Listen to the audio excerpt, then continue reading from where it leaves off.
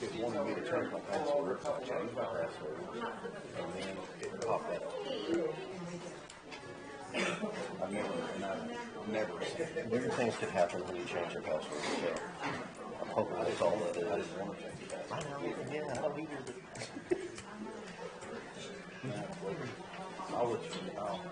I'll try to restart it, see what happens. If not, we'll fix it. Thanks. Oh, also, I need that.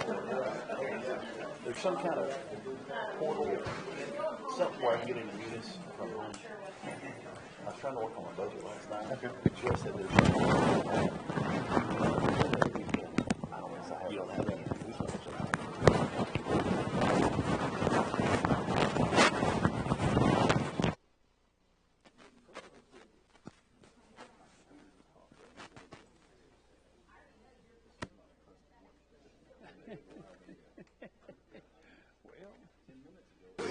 Okay, they must have found out.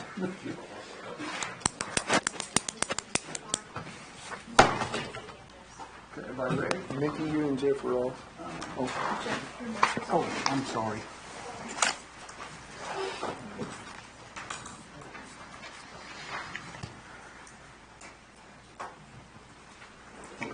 All right, good morning. It's 7 o'clock. We'll call this meeting Wichita County Commissioners to order. Everyone, please rise.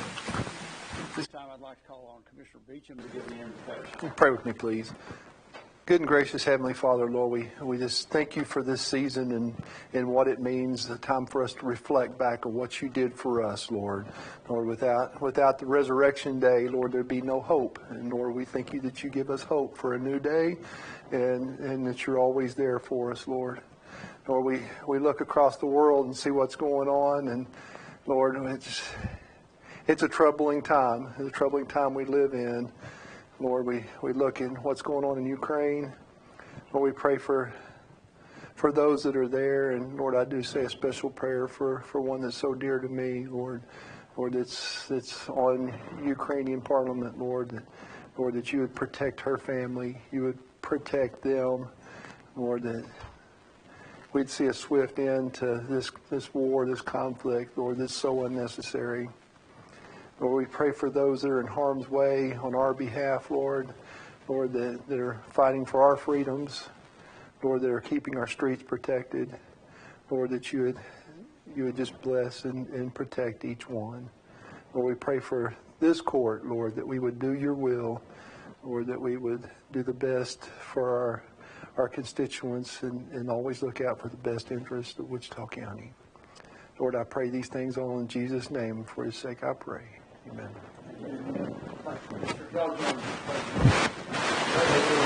To the flag of the United States of America and to the republic for which it stands, one nation, under God, indivisible, with liberty and justice for all. Now the Texas pledge.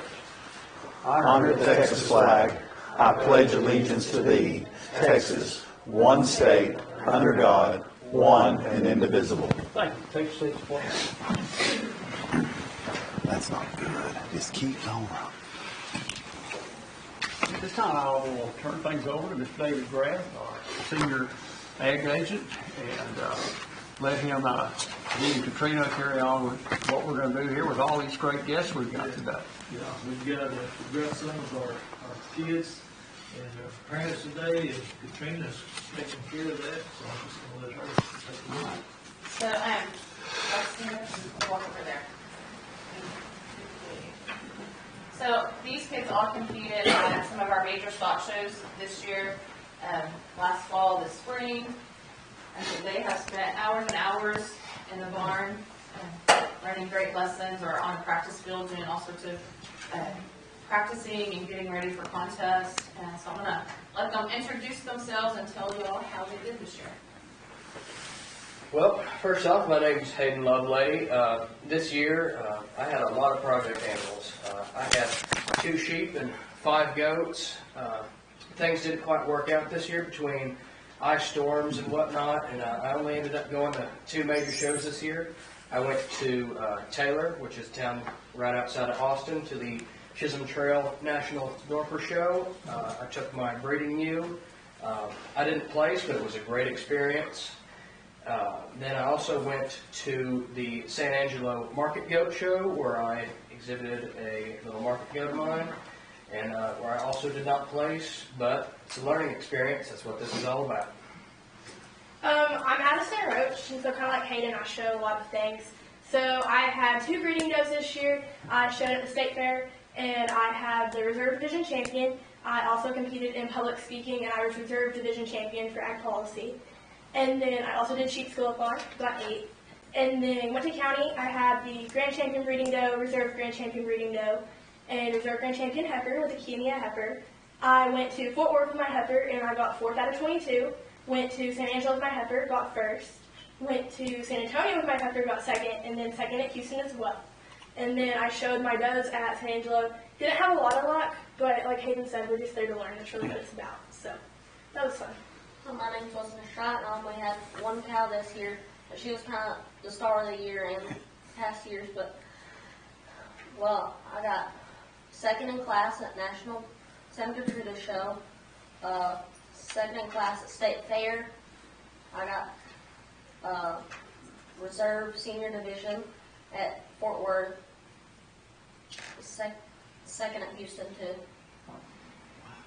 My name is Deacon Dan, and I showed sheep and goats this year, and I was the reserve grand champion heavyweight at the Fort Worth Stock Show, and I placed 4th at the State Fair of Texas, and I showed a doe and a wether at San Angelo, and I showed a wether at Houston, and I placed 7th at San Angelo with my wether, 2nd in my class with my doe at San Angelo, and was 19th out of the 25 in the sale. And then I was 5th at Houston. Wow. My name is Teresa Hollingsworth. This year I shot archery at Houston and got reserve grand champion. Wow. And this is her first year and her first big major contest, and she did an incredible job. My name is Grandora. I went to county. I got 1st with my sheep. I got 1st with my pig, and I won showmanship, and I got 3rd in showmanship with my pig. I went to San Antonio. I didn't place with my pig, and I didn't place with my sheep. I'm Eladora, and this year I showed a horse and a lamb and a pig. And I got 3rd at county with my pig, and I went to San Antonio and I got 5th. With my lamb, I got 1st in my class, and at San Antonio I got 10th. With my horse at Fort Worth, I got 6th. My name is Graham Fisher, and I had a bunch of livestock projects this year. I had 2 gilts, 2 sheep, and 2 steers this year. With my steers, I got 3rd. I got 3rd with them both.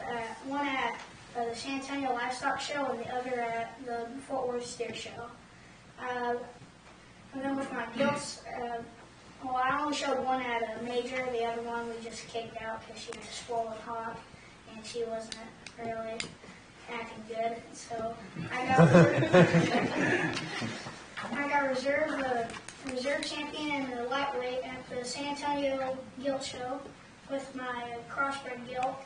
Then with my sheep, I got 8th at Houston with the sheep that I worked on and got reserve at county with, and my sheep at Austin was 5th. Yeah, my sheep at Austin was 5th, and that was the one that me and my dad bought, and we always raised from our buddy that we help sheep with. I'm Ava Dora, and I had a Hereford heifer this year, a ewe lamb, and I showed a pig. At county, I had reserve champion heifer under 12 months. I placed second in my class with my lamb, and then I placed fifth at county with my pig. I showed at Fort Worth my heifer, and I got fourth. I placed sixth at the San Antonio Youth Show with my lamb, and then I didn't go to any majors with my pigs this year. And then I also showed horses, and I competed at the cutting in Fort Worth and placed fifth. Wow. Great stuff. That's impressive.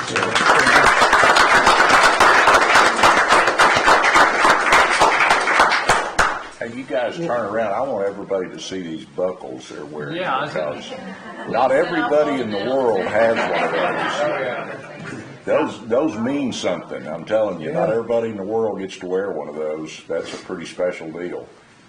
We It also always had a shows, couple yeah. that couldn't be here today, and Morgan Adams competed in the vet science contest at Houston, and I believe she got sixth. And then Ethan Taylor showed his broilers at Houston and made this sale, which I think there's like 900 pens of broilers at Houston, and so he did an incredible job to make the sale with those. Yeah, and all these, Katrina, all these placings, I mean, when you talk about the sheer numbers of livestock exhibits, and for us to come in there as strong standings in Wichita County, fabulous. I mean, it is extremely difficult. Texas is a big state and the competition is severe. Tough. Yeah. And I want to ask the Dora clan if the Fisher boys give you all much trouble. And for the court to know, Graham Fisher, right here towards the end, is Adam Walker's nephew. Adam that is with Purdue, Brandon, and Fielder out of Lubbock. Okay. So that's Graham's mom, and Adam are brother and sister. And then my nephew, Deacon Gann, right there. And I feel like Hayden Lovelady is... He's kin to all of us. Yeah. We watched him grow up. Yeah. See, Hayden could almost be a commissioner for the number time. Yeah, he's That's been right. here things. I need to be county judge. Unfortunately, next year is his last year, so I'll be crying all year. But, Yeah. these kids and their wonderful parents and leaders spend hours and hours in the barn on the practice field.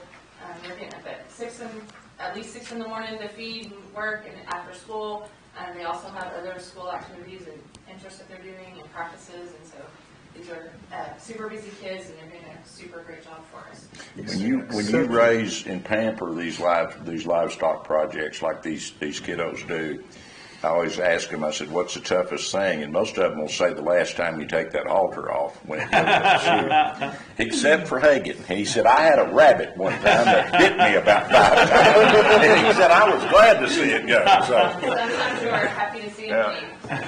And Jim, so you'll know, now Hayden, when he goes off to school, sure could use a rep job somewhere working for.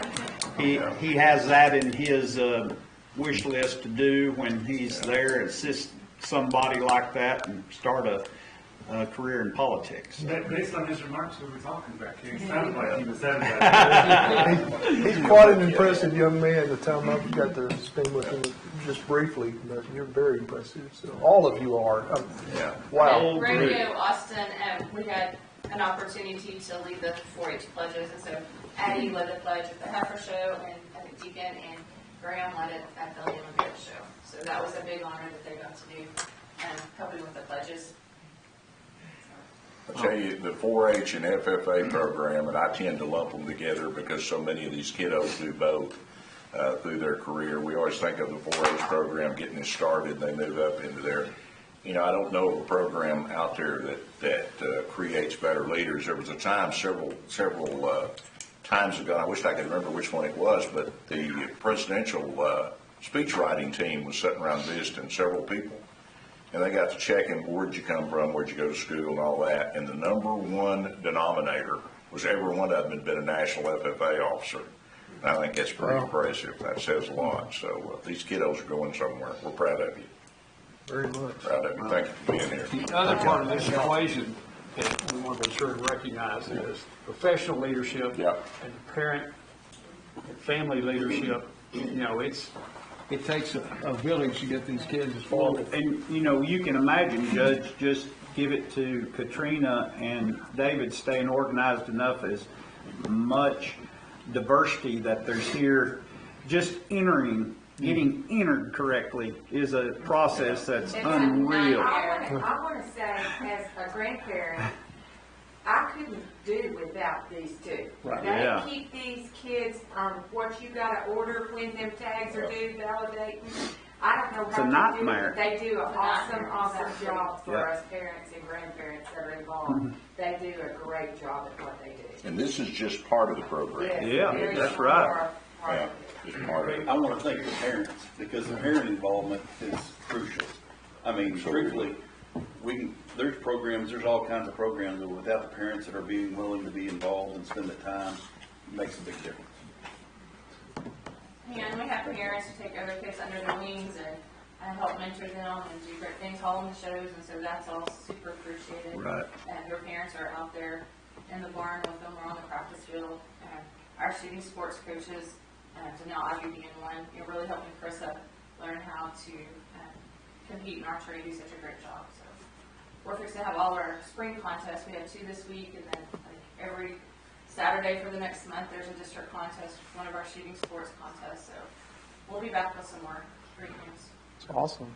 Who's rushing? Do you have something? Yes, and I don't know him, but I want to recognize Deacon. Yesterday at church, he was baptized, and I've never seen a young man do a video presentation of before his baptism, and it was amazing. Very good. Very good. Well, thank you all very much. Gosh, y'all come back anytime. Yeah. We're going to look for you to come back to the court someday. You only got me for another year. No, but I'm talking about when you get on feet. You had me for a while. So. Thank y'all. Thank y'all. Good job, guys.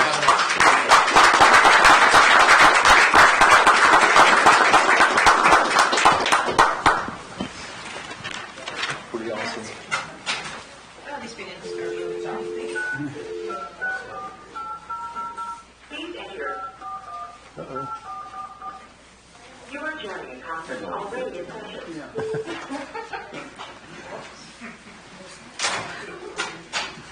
Yeah, y'all might move over to this side. We're listening. All right, very good.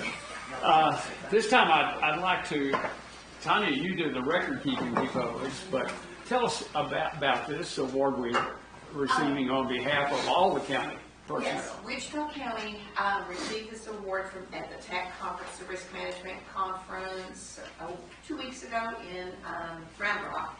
And we were one of 17 counties out of the 254 to receive this award for our workman's compensation, our claims against for injuries and that kind of thing. But we also received recognition while we're there for the 2 years prior because they didn't have the conference. And so there's one step higher, the Excellence Award, and we are shooting for that for this year for 2022. So hopefully we're all careful, follow our safety rules, and Wichita County did a great job. Well, we just went through a great program for the personnel in Road and Bridge on maintenance and safety practices in the work zone, and also Got a good grade sheet back from that judge that ranked all the guys. It's And that really was nice. interesting. Yeah. Yes. Yeah. So it shows where they are and where they need to go, and hopefully that they see that nearly everyone needs some growth. So. Except for one. There was one Yeah. that aced the class. So. It was great. So. All right. Well, Thank we you will all. put this in a prominent place and display that. So thank you very much for all y'all's efforts in it. We're lucky that all of Nancy Jackson's have happened away from the workplace. You can get me for that later. Okay. It is 10:17, and we will go to the section of the agenda for public comments. Anyone in the audience have anything they wish to bring up, or anyone on the call in? Okay. 10:18, and we will close public comment section. Hey, I'd ask the court to take notice of the consent agenda. I do want to bring attention to item number 12. That's the one where precinct 4 is asking for reimbursement for the money received back from Parsons. I told Commissioner Watts that I thought that had been paid out of permanent improvement. It was paid out of permanent improvement, that is correct, all of that, so it was never paid out of precinct 4, it was all paid out of permanent improvement. But wasn't the insurance so Cheryl came on behalf of precinct 4, right? Yes, but all of your maintenance and repairs need to be done out of permanent improvement. We've not budgeted for that in precinct 4, so even if I put the money there, you couldn't spend it until 23 if we budgeted for it. It's already budgeted in permanent improvement, which is where we really would like to keep all the maintenance and repairs for all of our infrastructure, our buildings and stuff in permanent improvement versus in individual precincts. But I did receive some insurance money from originally. Yeah, I have a question about that, and the reason I asked this is when we first brought it up, we said that if we wanted to skip, if we didn't want to repair a roof, then we could take that money and keep it.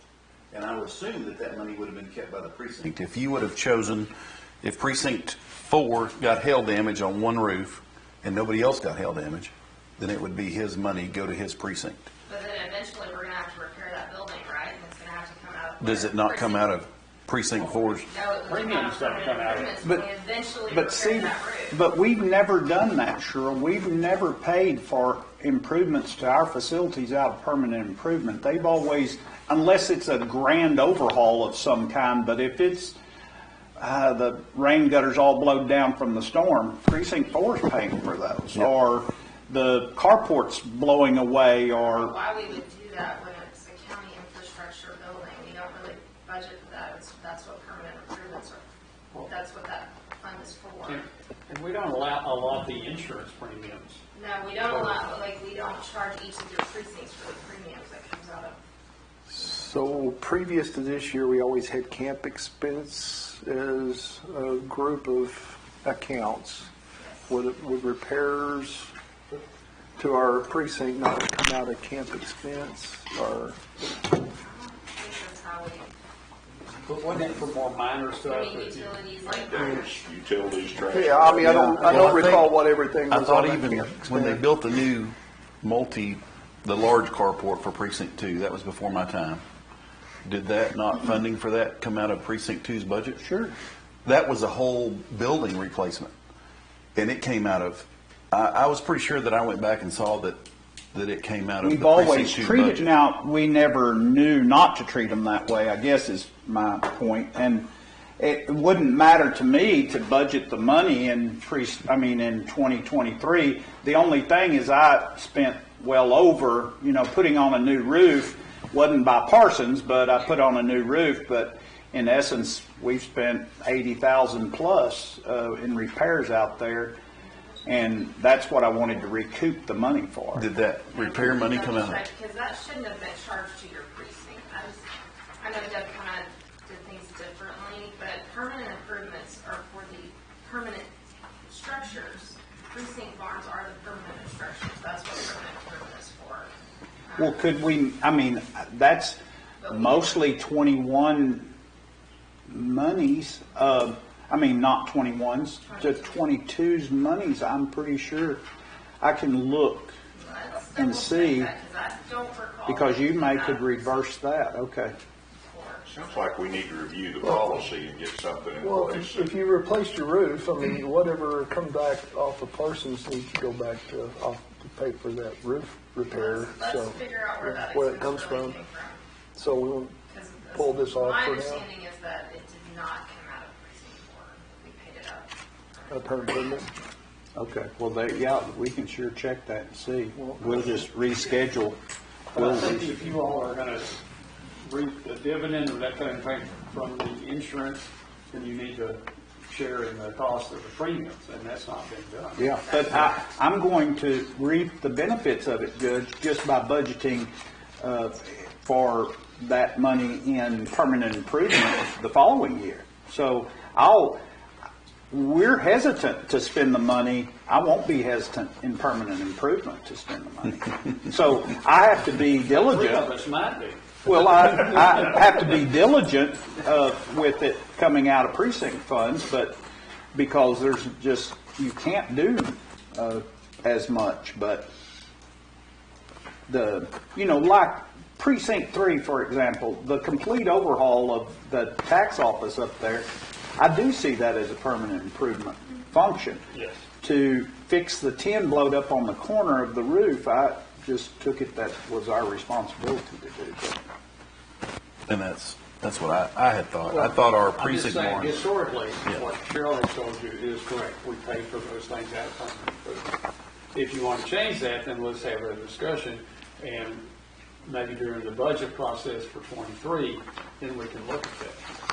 But, it's only worth almost $100. But Judge, let's say. I'd rather it be under permanent improvement. But truthfully. Judge, how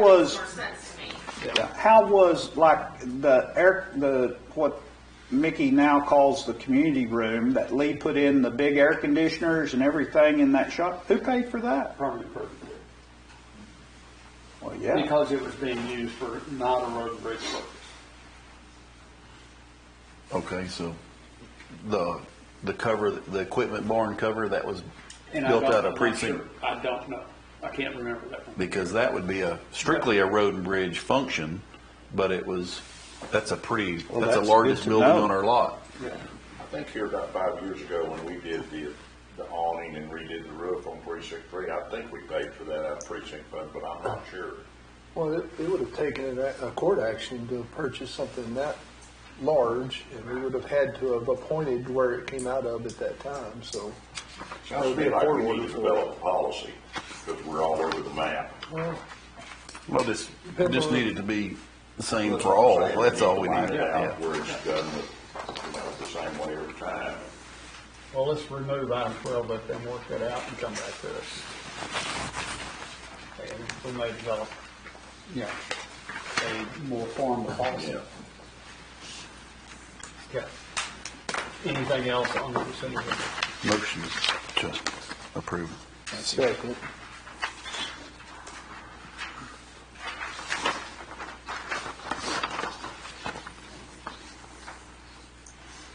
Okay. Any other comments on the consent agenda? Well, now, for clarification on 12, Cheryl, do you need to make those transfers? I mean, we're talking $250,000 on insurance that we did take individually. And does that need to go back to permanent improvement if they were paid out of permanent improvement? So, because I don't know what else would be other than road and bridge affected like that, but. We had other county buildings. But we would have immediately went into permanent improvement with that money. Yeah. But we took individual money, so that may need to be straightened out and paid back. If it was paid from permanent improvement at the outgo, but initially, we said, pay for these two, and I don't want to do these two. And when I didn't want to do those two, I got a check, and we put it in. Let's do some more research on Okay. it. Yeah, but I'm just saying, since y'all don't participate with premiums, then that ought to go back to the permanent improvement. Okay. We have a motion by Commissioner Finnegan, second by Commissioner Beecham to approve the consent agenda with the removal of item 12. All in favor, signify by saying aye. Aye. Opposed, same sign. Motion carries 5-1. All right. Item number 1 with general business, review and approve the regular bills for payment. Order the county treasurer to disperse payroll and bill payments within 72 hours via U.S. mail, FedEx, UPS, or electronically unless directed otherwise, or may be picked up and ledgered in the treasurer's office. So moved. Okay. Second.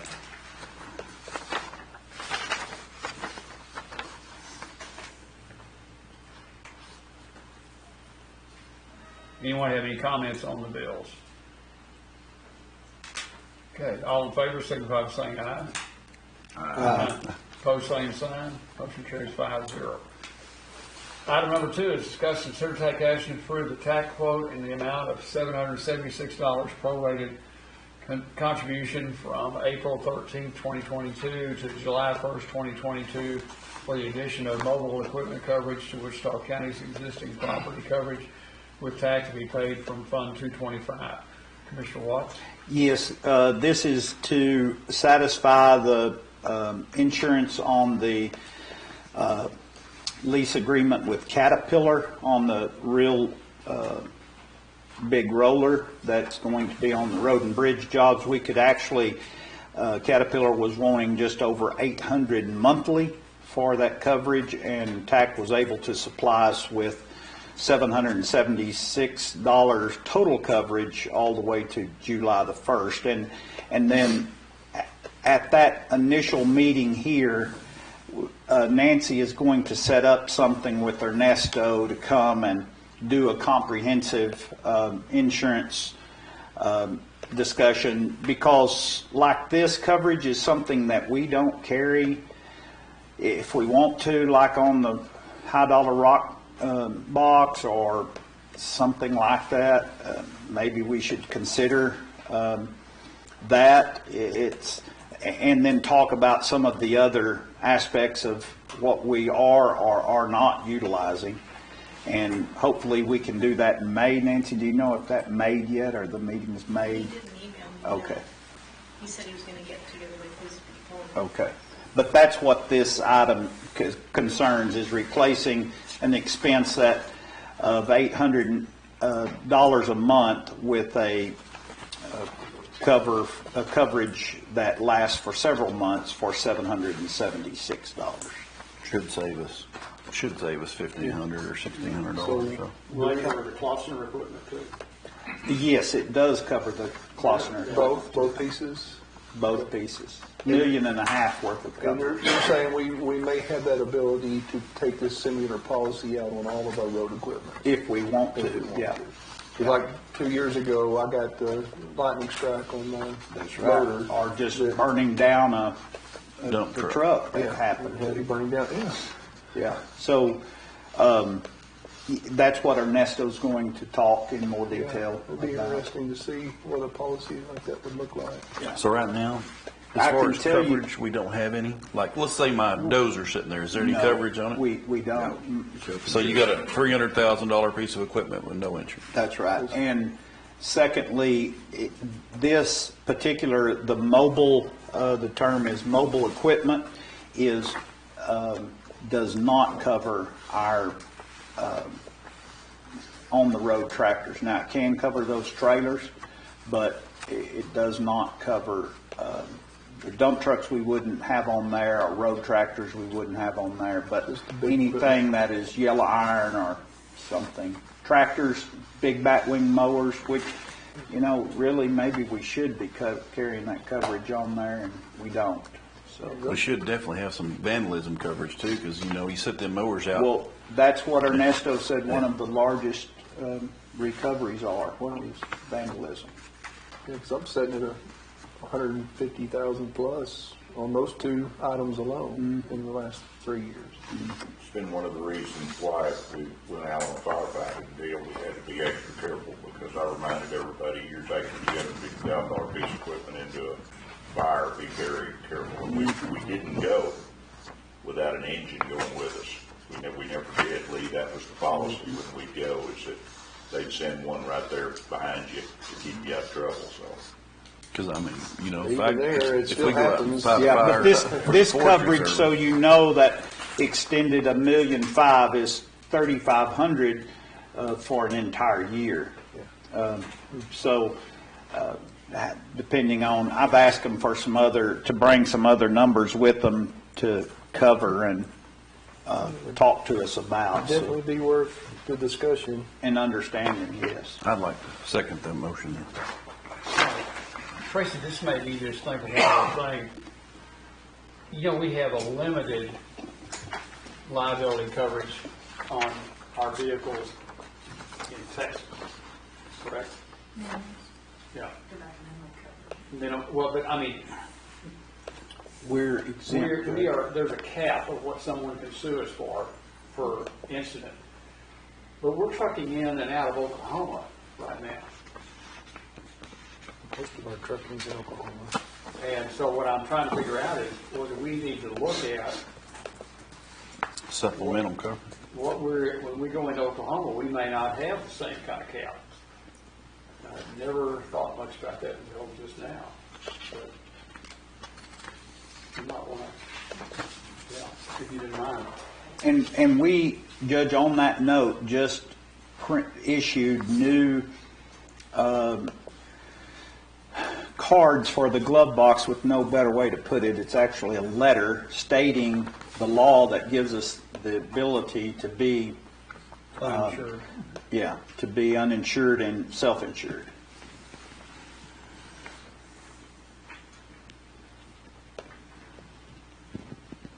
But I had not thought about that too. We have a motion by Commissioner Watts, second by Commissioner Fincana to approve the item as stated. Any other comments or questions? Okay, all in favor, signify by saying aye. Aye. Opposed, same sign. Motion carries 5-0. Item number 3 is discuss, consider, take action to authorize Commissioners Court to vote on approved ARPA projects and authorize the county judge to sign necessary contracts. Mr. Regorn and I talked, and I suggested that he come and visit with us about, because we got a lot of range in where we started on the radio projects to where additional ground we're covering below. And did you already you had a supplement handout, Lee? I think you did. And Lee, what we're seeing as the top tier is just at 2.9. That's what 2.873 is. A project like this typically takes like a year to 18 months to figure out, an engineer. We're trying to push it through in 3-4 months to all gate funds. So the sheet that I gave y'all are just estimates. It's just what we're guessing things are going to cost, because nothing's been bid and the engineering's not finalized. So those numbers are, the number from Motorola is without any discounts, state contracts, or incentives, as they call it, like we did on the last one. So that is a worst case scenario on the maximum amount that we think it could be. Lee, what would change in the engineering report? Antenna height or power transmitter? Or? In the towers, it would make a difference on the ground. It would help them do the ground, see how hard it is, so they know whether it's a big block of concrete or a little block of concrete, or how deep the anchors need to be. The ground is hard where you're going. Yeah, right on Bradley Ranch Road, it's hard. Well, we don't know out there in the left, we know it's on a field that was burned out. It's pretty soft right there, so the engineering will tell that. Yeah. As far as the radio stuff, that's going to depend on further engineering studies and studies on how each site is going to cover. So right now, we were initially going to try to do that locally and bootleg some stuff in there and try to get it working in digital initially. And then we went into a lot of problems. We found out we needed engineers. So we called Motorola. When they got involved, well, they said we need to change out all the lines because they wouldn't be the right size, and we need to change the antenna. So what they're doing now is they're looking at different types of antennas and different configurations of antennas to figure out how to get the most coverage, the biggest bang for the buck kind of deal. So whether you have an H-shaped antenna or you have an omnidirectional antenna, you have directional antennas, those studies are being worked on right now. So until, I hope to get something next week. I kind of nailed them down on that number that I put on that sheet for everybody and said, can't hold you to this. And so we sent this kind of a worst case scenario deal, no discounts, no incentives, no contract pricing, none of that kind of stuff. So they know they will be covered. So when it's all said and done, we may end up with cheaper antennas or cheaper mounts or price, something different. So we met last week, Motorola and Mobile Phone and 2 of the volunteer fire chiefs to go over the thing again and look at the coverage. And one of the things that's difficult on this, and that kept us from doing it ourselves locally, was the fire departments depend on pager coverage, which is difficult to achieve if you go into a building. So what we decided to do was, that was phenomenally expensive to do that, which took a lot more money. So we said, produced a coverage map that said, this is the coverage you're going to get outside with a pager, because pagers are getting kind of, they're outdated. Even in the fire service, they're outdated. And Motorola doesn't even make a pager anymore for fire service. But they've got a source to buy some pagers on their own, so we're trying to get them fairly decent outdoor pager coverage. And that's what sort of stalled all this out. Looks like you have a question. Why aren't they, cell phones, what are we doing that's kind of regressing into pagers, and they do have limited receiver ability, and they're not two-way, they're one-way. There's a telephone service, and of course I've been out of that business for a long time. I don't really keep up with that too much. There's a service that they're using called Act 911, and it's basically a tone out at the dispatch, and it goes over your phone as well. But what they're telling me, those guys will be here to talk about this and justify is that sometimes you'll get the page and you won't get it on your phone, and sometimes you get on your phone and not on the pager. So I don't really know a whole lot about that. But the topo studies that were done was to try to get decent outside coverage. The problem that we're having with this over the sheriff's office system was that the sheriff's office system, the main transmitter is on a 600-foot tower, and we're on the top. This one is on a 250-foot tower, and we're on the top of that. But to try to find another spot that's 600 foot or higher to get the same coverage, it's cost prohibitive too, because it's a lot more rent. Where we're at now, we're actually not even paying any rent right now, but we're on the top of a 250-foot tower, so that coverage is not going to be quite as broad. And one of the problems is getting from the center of the county, Nowell Park, like through Wichita Falls, if you will, to the east side of the county. So there's some dead spots with that coverage because it's not quite high enough. But we've got that, we think we've got it narrowed down and hammered out engineering-wise to get the right antennas and the right cabling and the right transmitters to pretty much cover that. So there will be still be a spot that's, and what they say is the spots on the map that are not completely colored in that show the coverage, if they're not completely colored in, they're not guaranteed to be a 95% coverage by a Motorola and engineered system. It doesn't mean there won't be coverage there, it just means there won't be 95% coverage guaranteed. So there's a Shepherd is kind of a spot that we don't go to anyways. There's a spot along the river, up north, and then there's I want to say north of Electra, there's a little bit of a corner close to Wobarger that's not covered. So far they seem to be okay with that. Coverage is not happening there. And again, that is a portable on the hip at 5 watts out of the vehicle. So you could very well, we got 100% coverage on a mobile radio in the whole county the way it is now. But the handheld coverage is what we're trying to pick up. So we're not going to go out and try to get more towers and more sites and put in more transmitters and receivers to try to cover those little areas. It's just not worth it financially. If you can get it on your mobile radio at 40 watts, you can hear and talk out of it. That's what we're really after.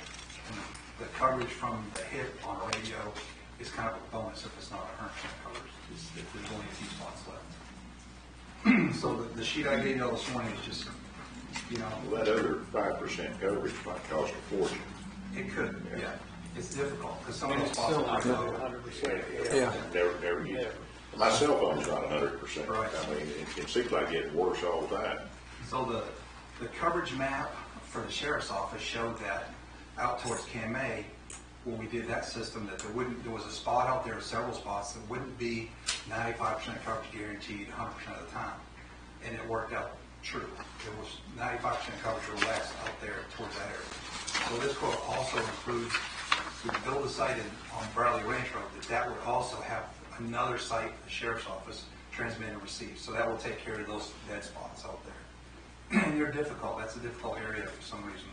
I don't know why, but out of all the equipment that we've installed and all the coverage that we've done, everything we've done for the sheriff's office, I asked for feedback from everybody on occasion, and that's the only thing I received is that coverage lacks some, that area lacks some coverage.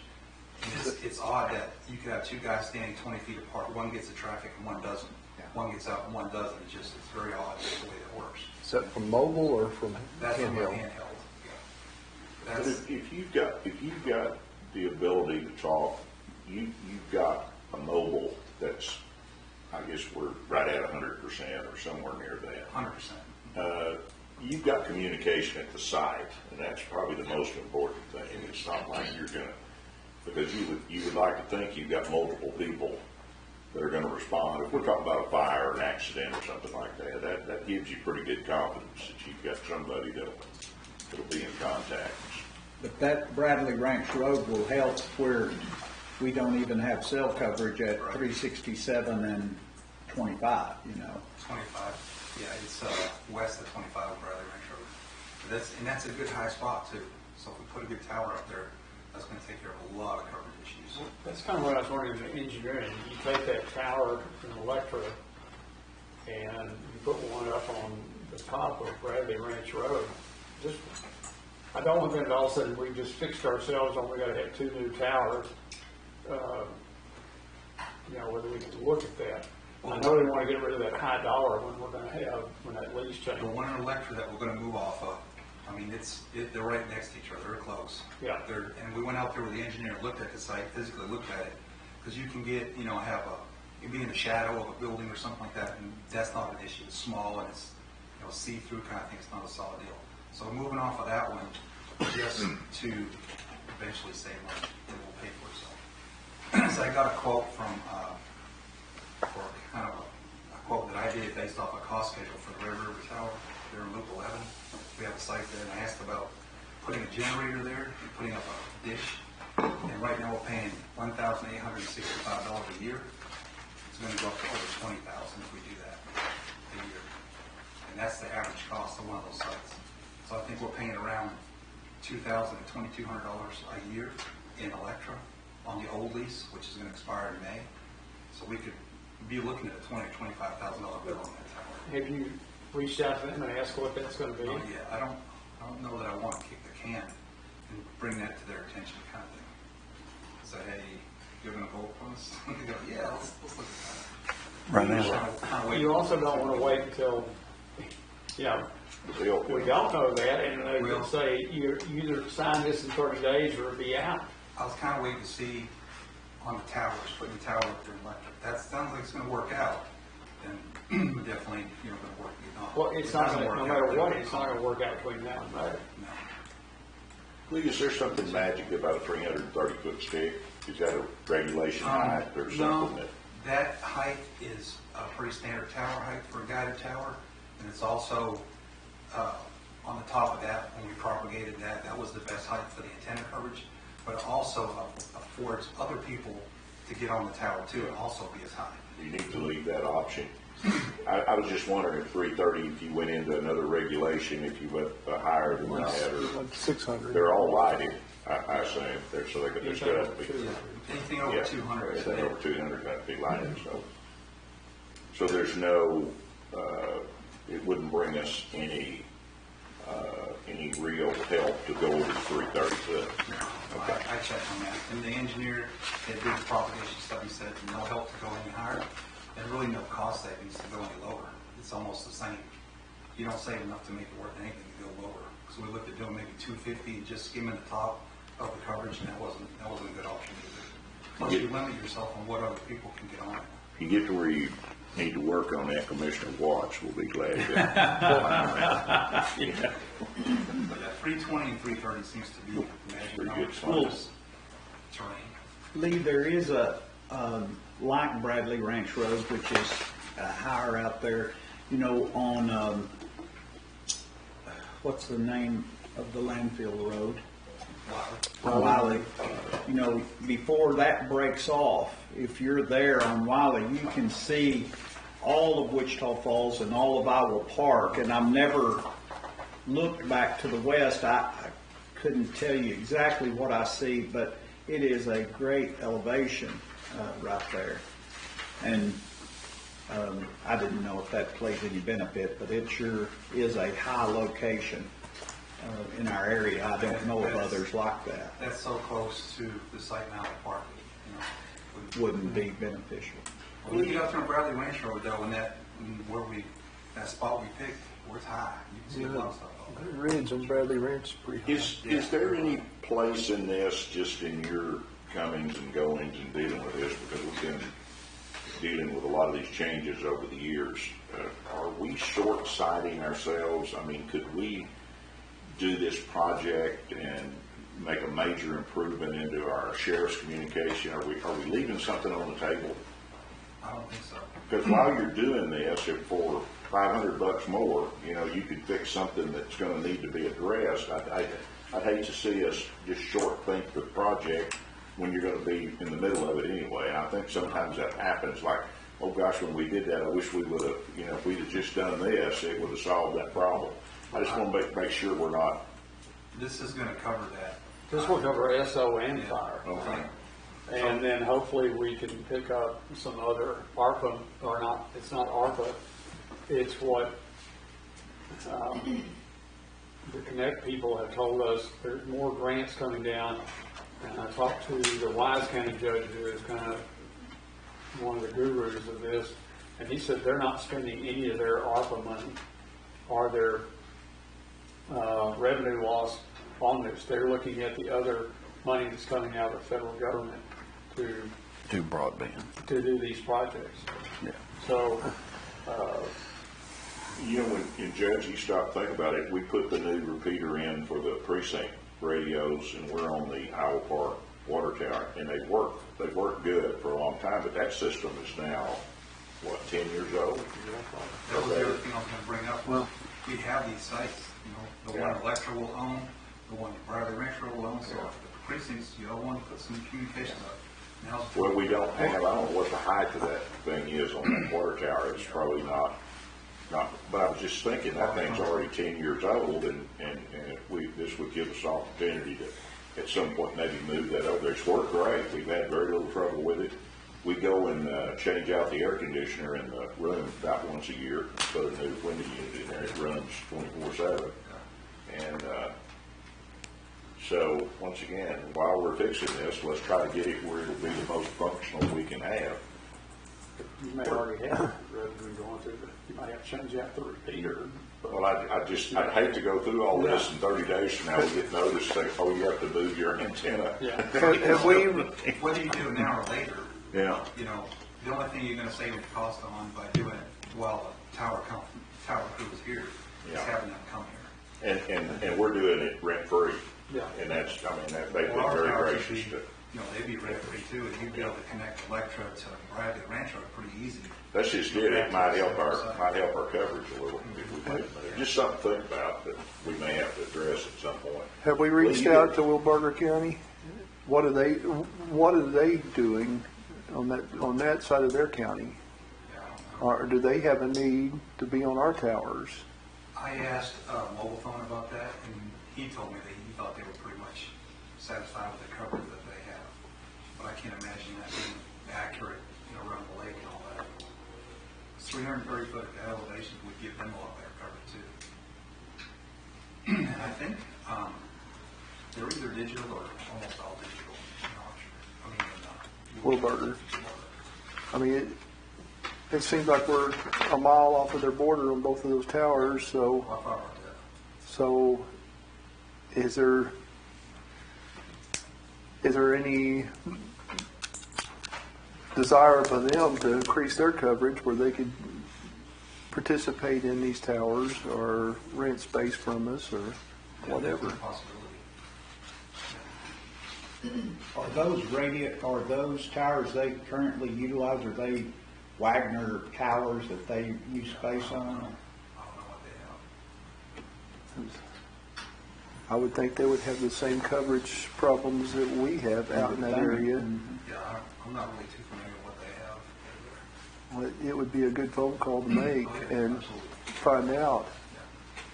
If there's... Russ loves some customers for that tower, sure. And that's one of the reasons for doing the 330, because the antennas, depending on what band you're on, has to be separated by vertically and horizontally kind of thing. So we didn't put like a bird's nest, whatever they call it. Those outlookers, that you put on, let's say 200, 250 feet for other people, because some of the antenna equipment like broadband goes on a tower face and not on one of those outrigger things. Yeah. And, well, it also brings up the question, do they have a tower anywhere close that we could rent off of and fix our problem? Archer's well too. I mean, that's, just because we have 254 counties doesn't mean we need 254 towers. So you feel like we're safe at $1,065,000? No. That's not. No. 2.9. Well, I'm not seeing. You got the wrong handout. Look in the one he gave you today. This is today's. The old one that y'all had. Oh, this was what was in my agenda. Yeah, well, this was updated this morning. Okay. But in this, I you don't got, seem to have that. That's about right. Y'all give me the old stuff. I like mine better, matter of fact. I like yours better too.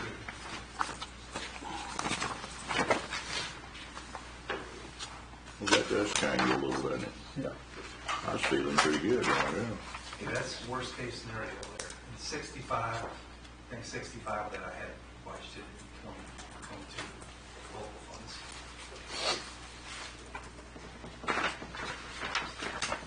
It says 85. What? 85. Say 85.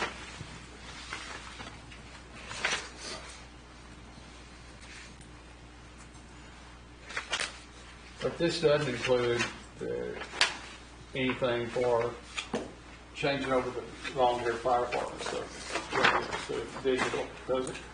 Yeah, it's up here. 161. Oh, I'm sorry, at the top there, okay. I'll have to check that again. I wish I brought it. Your 65 was that redundant network on the microwave stuff, and 85 is what you had listed as EMO budget. Yeah, 65 is what it's supposed to be. We also budgeted 200,000 for this system too. I can put that on there. I just knocked it out this morning. I think it's 265. That's what I have all together. Local funds.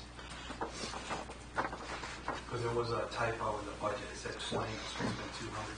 So you think that 2719 is your number needed from ARPA money to make the project? Or less, I hope. Or less. Well, that, which shaves off a couple of $100,000 off of my number, so nearly. Local budget. Let's see if I have. It was a $20,000 line. I think it's actually 265 local. It's budgeted out for. Yeah. So the detail is mentioned, but the big number still has the full So it's 265. 65 for the microwave upgrade for this year, 200 on the fire system that we'll get the bolts on.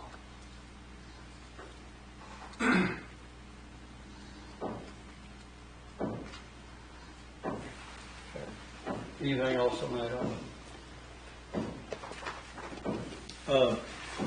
Is that, well, was that just one of the items, Judge? Well, yeah, we got more in the packet to look through. Mm-hmm. Well, as far as Lee is concerned, that was Wichita Water Supply Corporation request. I do have some on that. I wanted to give you all a little background too, as well. I spoke, Justin got called out. I was going to have Justin Russ come and speak to us a little bit. He had been setting in on quite a few development meetings moving out towards Archer County in the Holiday School District vicinity. And I called Lynn Landrum this morning to investigate some of the property north of Iowa Park that he said he divested of because of the inability to get water that has made that unable to be any growth to take place there. And that's kind of tied into what Justin was saying, is we lost a few of those considerations that are moving over there in Archer County because of that. And they've got Archer Mud as well as Wichita, an edge of Wichita Valley, but some Wichita Valley is able to be furnished because of bigger water supply in some of that proximity, and of course closer to Lake Kickapoo. So they both told me that no holds barred, that makes all of that property out there in that northern, south of Burke and north of Iowa Park just become able to explode if the resources are available to get water. And then I wanted to let everybody know a little bit about Wichita Valley, just so you have an understanding. Wichita Valley developed about 1968 as a rural water development or rural water supply corporation. It is a nonprofit organization, and our budget annually about $1.4 million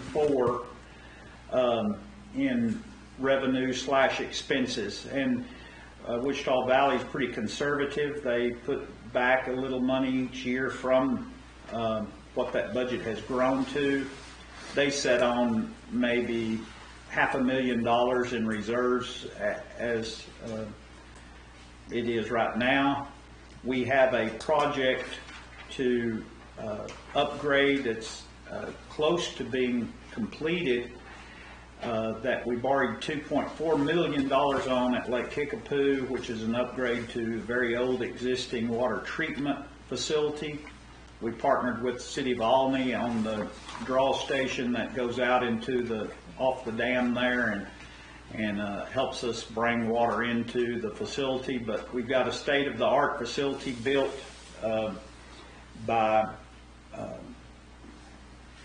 water supply group that are a water engineering group that put that together for us. Going to take out of play a lot of the use of the older facility. We'll still run some water through that, help our retention time and settle out time a little bit more. But a move like this, you can see, is not going to be something that Wichita Valley is ever going to accomplish on its own, just from the sheer magnitude of the volume. And so until the water treatment plant is paid off, would they be probably willing to incur more debt to do that? And they're certainly would be willing to do some in the future, but you know, it pushes the rates just astronomically high in order for that base to underwrite some of those, whether it be bonds, low interest loans, or just the sheer paying for it and the reimbursement from the off of cash flow. The rates get astronomical because we're talking less than 3,000 people today furnished water, somewhere in the neighborhood of 3,000 furnished water from the Water Supply Corporation, over what today is in excess of 500 miles of water lines. So that gives you a little bit of history about that. I spoke to Danny, which spoke to Dean about that. The project that's proposed consists of 8-inch water mains. If we reduced about half of that to 6-inch, it cuts the project about $400,000 to 4.1. But I hate to see us go that direction, just simply because it's right through the heart of the area between Burke Burnett and Iowa Park that can sure draw off bigger water. It's not been Burke Burnett's policy in the past to come outside of its city very much, so that development is not going to be readily available anytime soon, and they like utilizing their own water supply for the most part to keep from buying as much water, and so that hinders them as well. But we are looking at a $4.5 million investment. to basically upgrade a large area of really premier building location in Wichita County. Okay. I'm looking at 2.5. I must be missing, I knew we went up above that, I'm not seeing the 4.2. You had 2.5 plus this. Oh, plus. This is the east-west line. Okay. If you're, Okay, now I got and it. the reason for the east-west line was to loop all those dead-end north-south lines into the same loop, Okay. which without a loop system, we really, I think you would, I think you'd do, not utilize your money at all. If you loop it, you gain, Yeah, people are able to hook onto that and go 4.4, miles is that away from right? it. Huh? It's 4.4. 4.5. 4.5. Total. I'm missing some of the documents. Let me get a copy. Yeah, I don't have that one either. Missing several. Looks like missed it. I'm missing all of Wichita Valley Water stuff. So. I'll make, Barry, you have a copy? No, I'm missing I'll- that I'm whole gonna make list. some copies. No, I do not. Allison said they might be at the back. Let me look.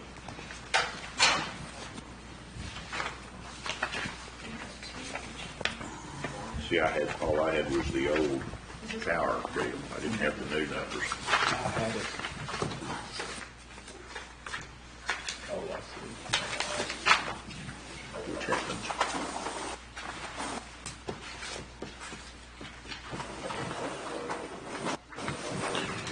Which is still a bargain, because you said originally, we'd probably spend $10 million on it. Yeah, yeah. None of that's a bargain. No. But we never will have opportunity to do what we have the opportunity to do now. I feel as we have too many opportunities. Correct.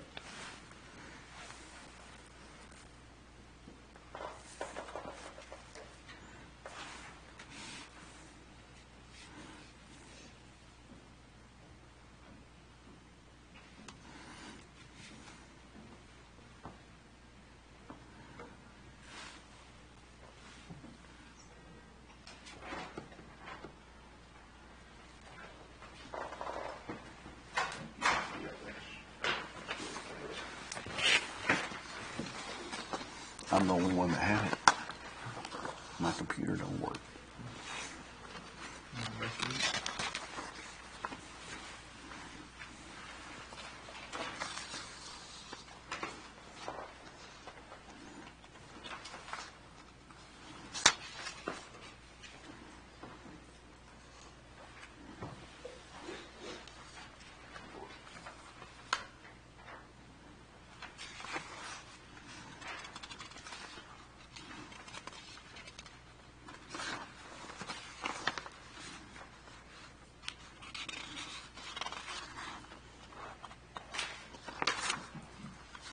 Now, the tower and the waters are the only thing on the agenda for the day, or are we talking about these? We've got the other, everything was.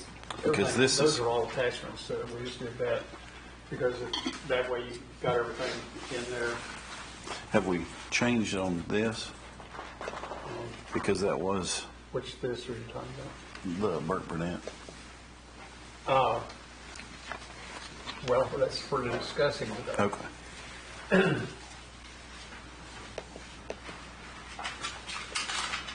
The only ones we've done is, the Harmon Hatton Road thing.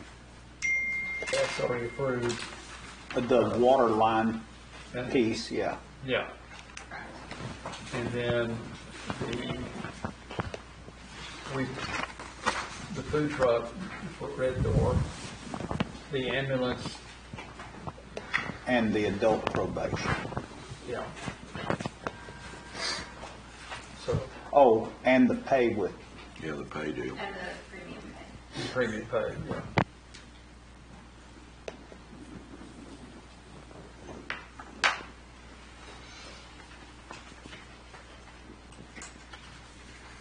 Sheridan you come up with a total of what we thought premium pay if everything were drawn upon it? Yeah, it's about 3.8 million if we continue out through the life of the program at its maximum amount. And that expires, Cheryl, when does that reach its capacity? We have to encumber it by December 31st of 2024 and spend it by December 31st of 2026. But when do we cap But on we the cap pay? at 25,000 per employee. And when would that happen? We did, are we 5,500 plus 7,800 this year? So in 2 years, we will be capped out. But we could use, in the plan on this, there's got to be to raise general revenue tax to replace that. But if we hit that while we're building that tax, you could take part of lost revenue, use it to carry that out until you have the tax. But let's say for 23, you put 1 cent of tax Back. to replace that. That's going to replace probably, with the new evaluations, probably 800,000 or better. So the idea is you build that in. So you gradually. We're going to have to We're going to have to. take that back into the general operating budget because we can't take away that pay when ARPA goes away. But it'll all expire relatively at the same time, right? I mean, the bulk of it. Well, it's kind of 6.5 goes into how you do it, but what I'm saying is if we put a cent on for each next 4 years to take away that, but it's really not going to take quite that long because you're going to be using that money to replace what you're pulling out of there. Well, but do we have that long? A cent a year? I don't think we do, Judge. We're going to run out of money before then. 26. No. Right, but we're going to reach our cap at 25,000. Right. In 2 years. In 2023, by the end of 2020. 24. We have to have a replacement for $3.8 million in 2024. Yeah, we're roughly You got to work towards that, but you can go back instead of spending it out of the ARPA because you've already capped it on the people of what you can pay. You go back over to lost revenue and you take it out of that $10 million. But you've got to have it built into your budgeting process for the time that. Yeah. Well, and I don't. No matter how you. Now, You've got to have that built in. I never thought about that angle, Judge, and I was simply thinking about ARPA rule, but when it becomes unencumbered or lost revenue monies, I guess it's freer to do. Right, when it becomes lost revenue, we don't have that cap on it. The premium pay section of it at 15.6, yes, there's a cap. But, well, I see. It would take away any ability for in that number just throwing out numbers because I don't have them in the right place. Sure, we'll have to do that, but there's $2 million up there for consideration for Hatton Harmon fit rehab to work with the city if we had to, which that could erode itself, and then our building rehab 7.9 up there, which could catch the rest of it, dropping it to basically $6 million in that category. That would give you another year of unencumbered, or if you didn't want to be that aggressive, like you say, we could put a penny together.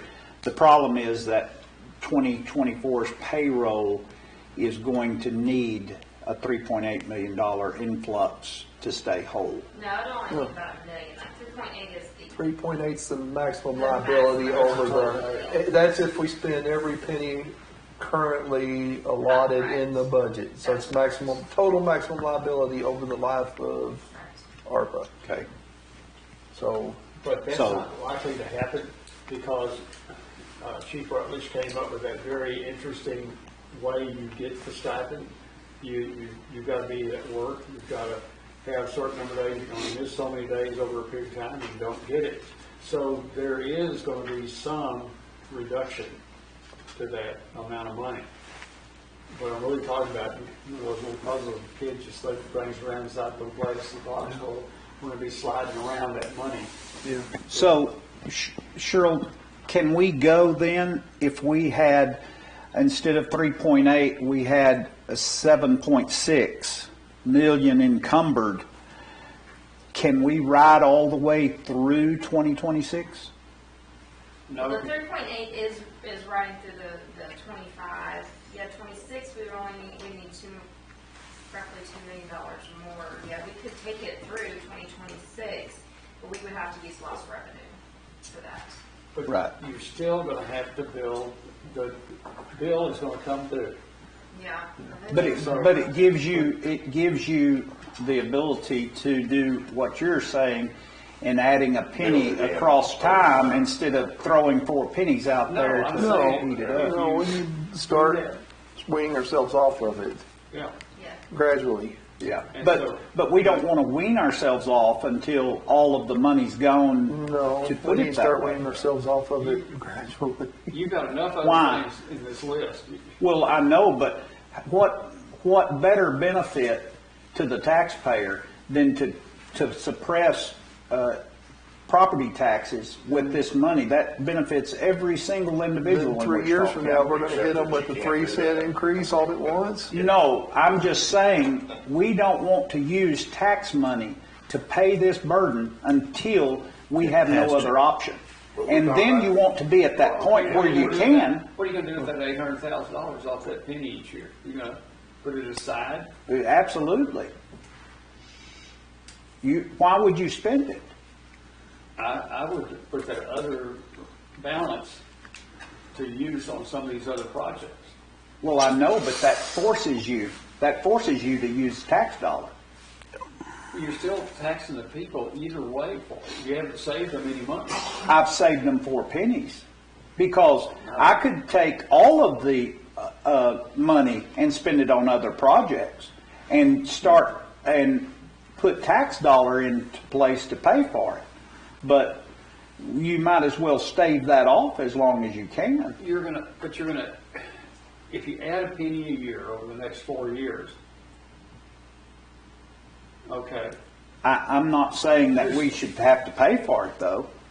Well, if you tax them, and what I'm saying is you can deplete the amount you're drawing out of let's put it all together, call it all our ARPA funding, including the 10.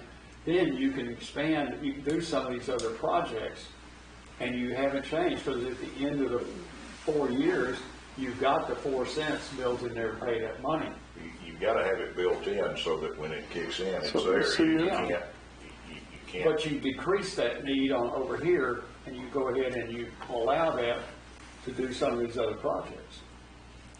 I don't think it's 4 cents. Well, I don't think it's anywhere near that, because you're not Well, no, it's You're not funding $1 million or the 2.8 million all each year. Total, so it's not going to be bad. No, it's going to be. It's going to be roughly a penny. It's going to be roughly a penny.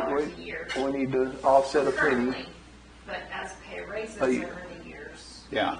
Yeah. And but just to recoup the ARPA side, we need about a penny. Yes. Yeah, we're Total. talking about this Not like 4 nothing else is cents. going to change. Yeah. We know that's not correct. Right. The 3.8 deals with when the money caps. The total cap. Yeah. Yes. So revise that. We don't have to do that, but you do have whatever that annual possible payroll amount for that is.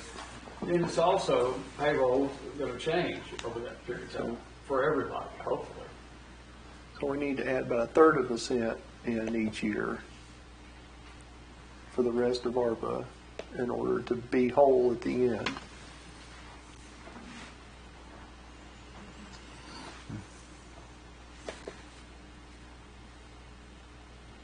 But you still, we gave a pay raise for this year Yeah. without raising taxes.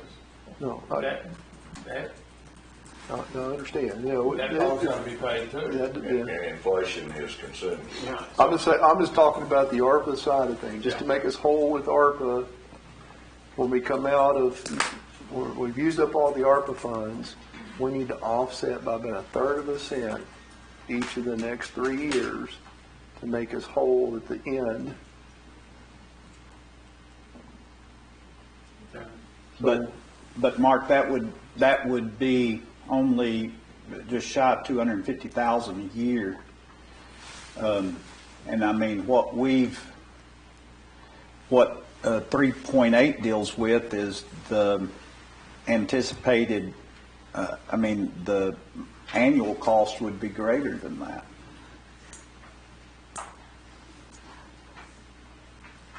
A cent's worth, let's say $800. $800,000. Yeah, and 1/3 of that, Yeah, but so 275,000. Maybe half a cent. It's not a full cent each year. It's not a full cent. No, I was each year. thinking of the whole 3.8. Yeah, we don't need a whole 3.8. We're not going to use a whole 3.8. You're looking at about, if that 3.8 was for 4 years, well, so you're looking at just about a little less than $1 million a year. So about a penny is really going to be what covers that. If we use every penny of it, which we're not.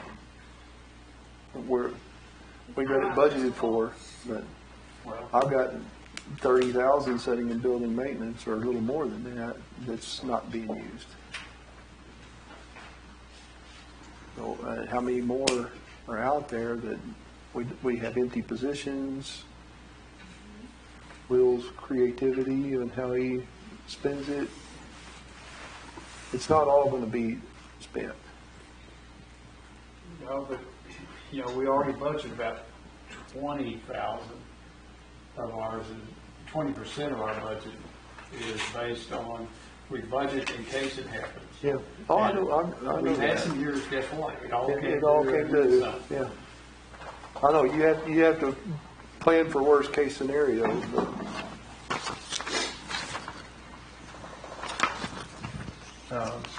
And Shirley, if we encumber these, can we modify these? Yes. Okay. But what we're seeing is if we're not starting to encumber, we're not starting to spend, the government does not want to give us that second payment. Okay. We're not spending our money, so why do they want to rush us? Gotcha. Yeah. Not spend our money. And that 7.9 million for current building rehab projects, all of that will qualify as our expenditure. Yeah, I'm really gonna have to see the breakdown on whether or not that's going to be off or whether. We had a draft list that we left over in the meeting Thursday. I should have a final list, hopefully this week. Yeah, and that list was roughly 7.6. Between the two categories, can we encumber it, you think? We right now tentatively just for a number, $10.6 million of building rehab. Can we, well, no, we can't do that all out of true ARPA monies because it wouldn't fit. But I guess we could shave down that doesn't fit in the lost revenue column. We definitely have lots more leeway than a lost revenue. Can we over encumber, Cheryl? I don't believe so. You might have a risk that goes beyond it as things change. Because then you hopefully we can prioritize that if it goes above 25.6 million. Right. And we can prioritize it, But that final number's got to be, we have our good list here to try to encumber, start spending, because if we don't start spending, we can't start getting the work done. Right. And that's the most important part. I do have to have the final numbers encumbered by 2024. We have to spend it all by 2026. So whatever we're doing, it's got to get spent. So. Right, and we know how hard some of that just to get the people to show up to do it. Right, so that's why we've got that motion on here to start voting, to start spending on what we know we're good with, like $250,000 for the ambulance for Electra, Yeah. Water project for Burke, y'all seem pretty good with. Your Wichita Valley water project, y'all seem really good with. So we can start. Well, do you recommend us encumbering a number for building as well? Let me get that final list. Well, that way you'll know what's included in the list. So it's not just an arbitrary number. And we need to look at Okay. what's in permanent improvement fund, plus the fact we've got a penny a year of tax money going into permanent improvement fund. So I mean, So it may be that we can use our ARPA money to do those projects, and the penny that we're already spending for permanent improvement, we can shift to our salaries, benefits area. I mean, rather than add an additional penny, we Yeah. can Gotcha. get more creative with how we're taxing. Yeah. but you're eventually, we played that game of penny and a half, then a penny and a half penny, and then none going in permanent improvement. And I really suggest we continue that penny in there, given the age of the buildings and things we have. It's sure got to be looked at. And then we've got to also look at what we're going to do across the board with this highly inflated cost of living we're getting right now. We've got to figure out how to work that to make it a little less hardship. I don't think we can overcome all of it. I think people are going to have to also look at what they can personally do. To the permanent improvement, I know one of the things Rick and I talked about is all the air handlers, which we didn't replace on that other project. Yeah. They're all in need of replacement. So we're trying to look at a one replacement per year schedule. We eventually get to them all worked all in. So. Well, Judge, we've historically not funded permanent improvement 25,000 on a consistent basis. It's been hit or miss. I know. We got some large, didn't some of the tobacco fund money go there?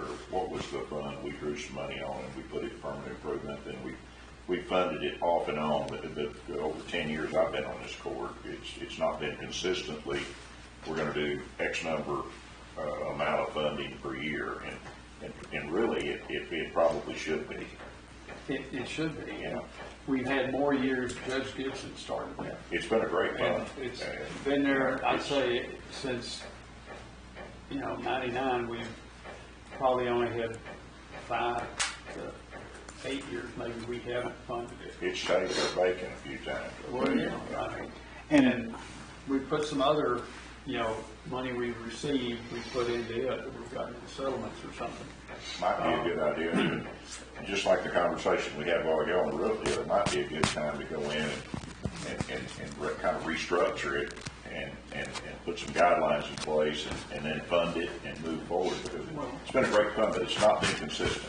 But the other thing, and Ms. Jones and I talked about this, we have revenue coming in that is for keeping out of county juveniles. We have the revenue coming in, the daily student allowance for the JJAP.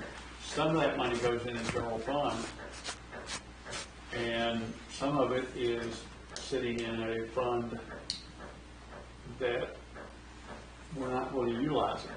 The juvenile board is utilized. I don't believe that's their money. When that money comes in as revenue for the building we pay for and operate, that needs to be going back in permanent improvement fund. May be a place to put that and suppress some of that taxation then. Maybe look at our staff also. Yeah. So well, that should have been the money used to do their panel and everything else. So. Yeah.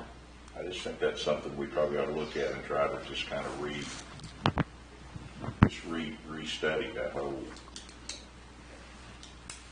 concept.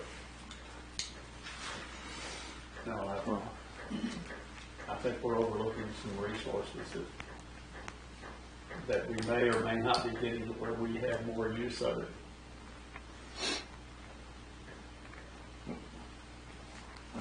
Well, it's anything anything you direct that away from, it's going to now, in this day and time, it's going to suffer. And the reason for that is because we've done a good job of running a tight budget.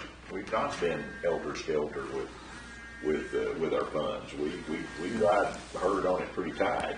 And so when you pull a penny away from one place to use it in another, it makes a huge difference. Makes a huge difference.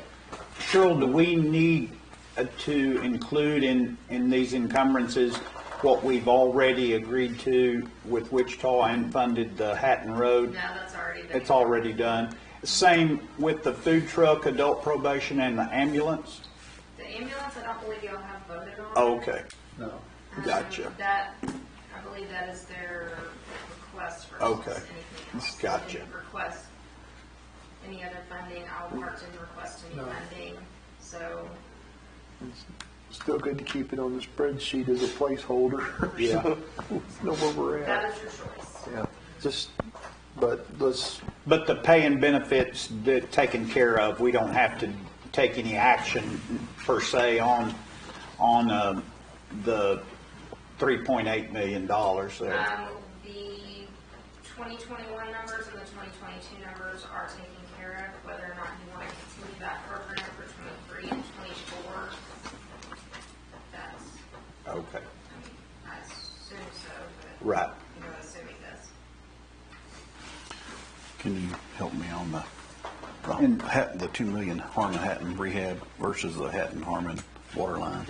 I don't, The the bottom 2 line million, with the city, that was the one Commissioner Beecham proposed because that road's become a reliever to other traffic and upgrading that road from Hammond Road all the way to, actually into, you talked about actually coming up against the the city, freeway.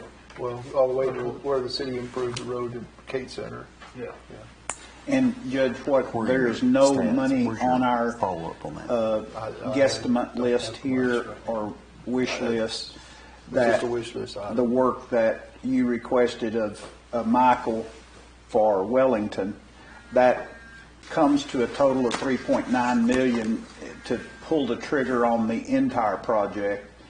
But I just hadn't included that, and I haven't talked to you or Barry about that, but that was where and I don't know if you can even do 1 and leave off 2 and 3. That 3.9 is a 3-stage. Yeah. Well, it's the 20-foot deal, if I'm looking at my notes right here. 20-foot widening and all the things that go with it. But the thing that we've talked about, while that would be great if you just go poof, It's not gonna happen. but I don't know how those people are going to get back and forth to their homes. One of the biggest drawbacks to that entire program is that there is no secondary access for those folks. It's not like you can ride them down the alley for a few months. No, there's nothing there. There You is can't nothing get there. there. You get in the middle of that deal, it's gonna be a nightmare, and it's gonna go on for There's 2 years at least. probably 2 years. It's a major undertaking. Hopefully it's The other not 2 weeks problem- like the overhead. Other problem with it is we're gonna have to take some right of way. Yeah. And that's not gonna fit very well in some people's property. And I've been try to keep concerned. that road straight instead of having a dogleg in it. It looks to me like it would almost have to offset because you've got some things on the east side that, boy, 6 foot would be a big chunk. And then you get the other end of the road and it would be tough to do it on the west side of the road. So without it being, it's just complicated. Yeah. And they may decide that they're not as miserable as they think they are. Well, I'm getting that word from some people. We haven't formally talked about it, but I think they're a little concerned about it, that's for sure. The only other one that was the Wellington, and then, we've had the request for the Ferris Monument. Their costs have gone up on that like everything else. They're requesting $150,000. And we haven't done anything in that area of recognition that's covered in the ARPA as far as doing things to, Cheryl, I don't know, I think that would fit in that effort for minority We'd have concerns. to put it in our loss revenue, yes. Okay, either, yeah, but. And that was, I think, the top end of what they hoped to get.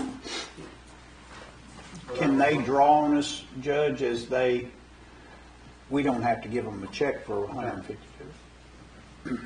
No. But if we pledge it, then they know they've got it and we can hang on to it. Vote to not exceed 150. Okay.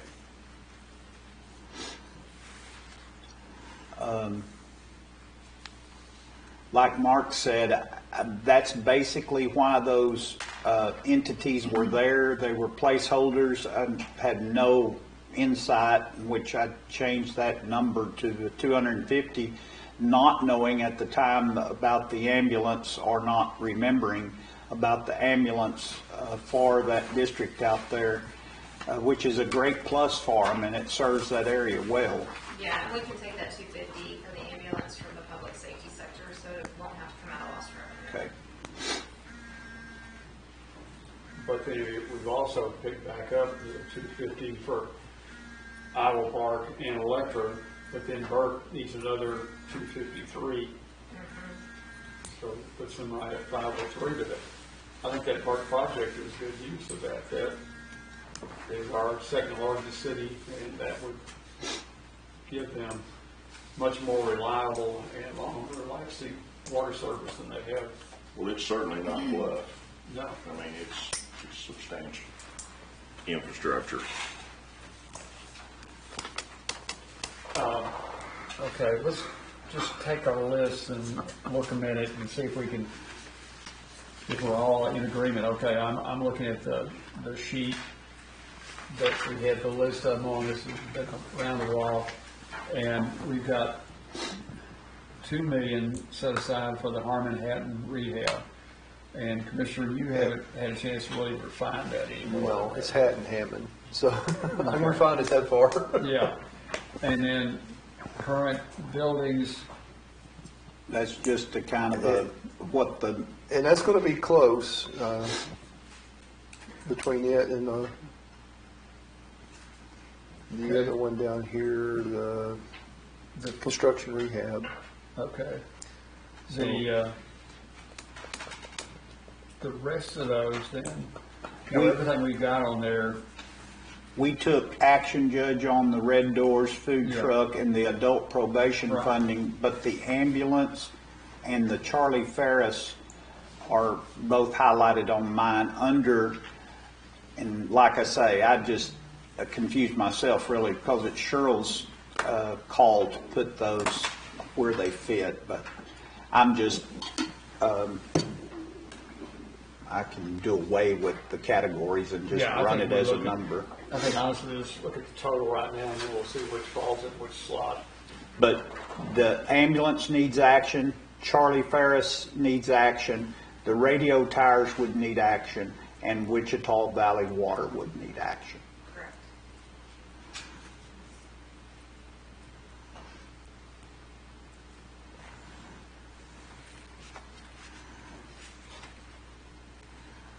Wichita Valley Water was 4.5 million. Yes, sir. Isn't it? So,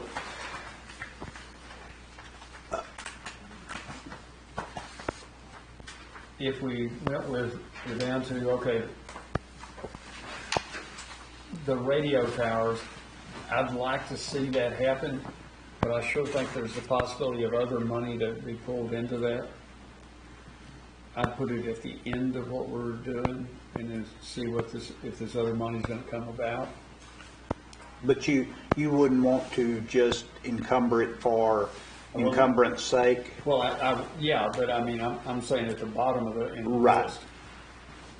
Not give the go-ahead yet, but.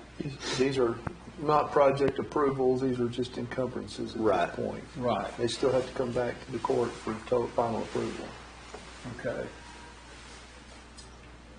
The 3.8 million, do we want to, right now we're good through 2023, what Cheryl's saying, and then the action around budget time of this, well, no, we've still got plenty of time, I guess, to take action on perpetuating or doing, knowing that we're good for 21 and 22's funding out of these funds. Well, that, okay, help me again. That, at the end of, we're gonna hit the cap amount we get before we hit the 3.8, aren't we? The 3.8 is the cap. It is the cap. Okay. 25,000. Okay. Plus all their benefits. Yeah. Okay. Okay, so Wichita Valley Water, we feel, is that a more definite, when we look at that, can we tell them anything out of this? I would think so, Judge. I would think that I'm afraid that project could take time, and there's going to be some easement restrictions that they're going to have to work through as well there. Yeah. Okay. And then the 503,000 for Burke, we're all right with that? Yeah, I think that's good. I mean, if that's what y'all think, I am. If it's a water enhancement project, and yes.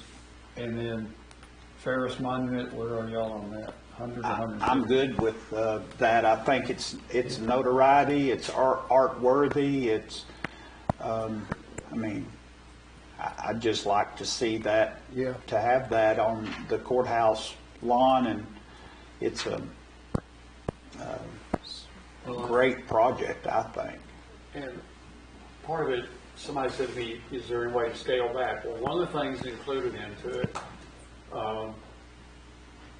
it won't be, as I understand it, and I haven't seen the latest renditions of what, but, you know, you get the typical big bronze plaque, people walk up, they start reading that, and they lose interest. What this was looking at doing was having the ability to walk up and you push the button and a video, a digital. This also had outline, like if you're walking the river trail and you stop at this, you'll have an electronic interactive station there that you could select the different things about Wichita Falls, Wichita County, that would pop up and come to view there. Could we not do the same thing with QR codes, though? Yeah, you have said that, Yeah. and Mark, that is, I keep forgetting that is a fantastic idea. There's a lot less expensive to develop the content on a page. Well, and you don't have to own the equipment. No. Those are QRs that if you go to do a lot of the mansions down there at Galveston, you know, you can do you those, get the QR and it'll tell you code about and each room. We would just have to manage a web page or fund a web page, or someone would have to fund a web page. It could be part of ours. Wichita It could be part of County. ours, or it could be part of the alliance. Yeah. Probably Sigler County, part of that webpage would be. Yeah, and it just hits an address, and you can bring up the videos and everything off your phone. So we've struck the ideal to make the Charlie Ferris statue blend into the radio tower. She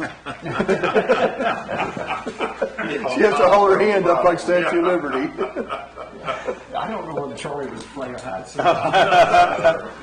We'll have our own version of Statue of Liberty. Okay.